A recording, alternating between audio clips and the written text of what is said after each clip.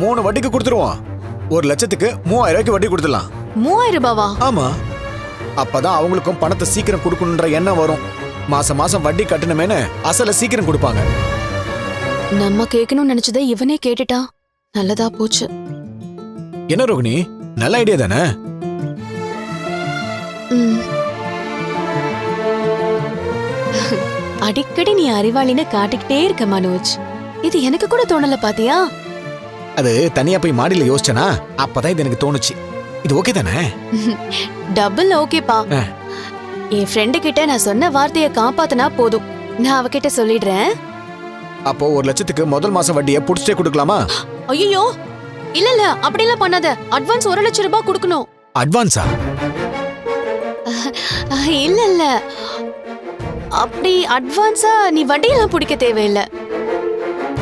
1 லட்சம் ரூபாய் தேவைப்படும்னு சொல்லிருக்கா.